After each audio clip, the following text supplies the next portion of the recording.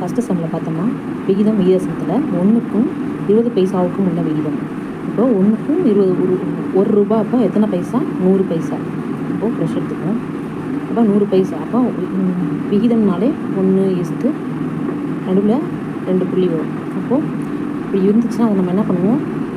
A/B, அதாவது first இருக்கிறது A, ரெண்டாவது இருக்கிறது B. இப்போ நம்ம என்ன பண்ணுவோம்?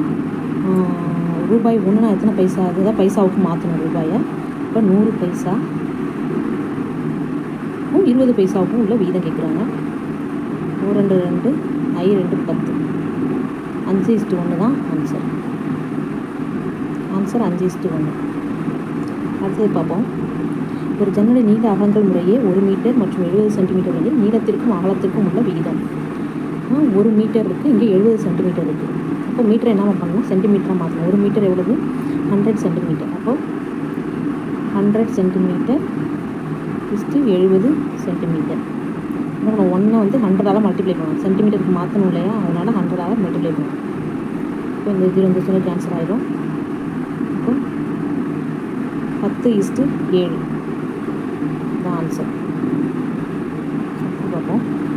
இது 2:7 இருபடி விகிதம் என்னவாக இருக்குன்னு சொல்லுவாங்க. இருபடி விகிதம்னா மேலே ஸ்கொயர் சேர்த்துக்கணும். இருபடினா 2 மடங்கு.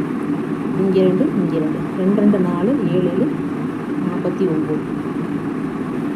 ஆன்சர் 4:49. அடுத்தது 1க்கும் 1 மீட்டருக்கும் 50 சென்டிமீட்டருக்கும் உள்ள விகிதம். 1 மீட்டரை சென்டிமீட்டரை மாற்றணும்னா போகணும் 100ஆல் மல்டிப்ளை பண்ணணும்.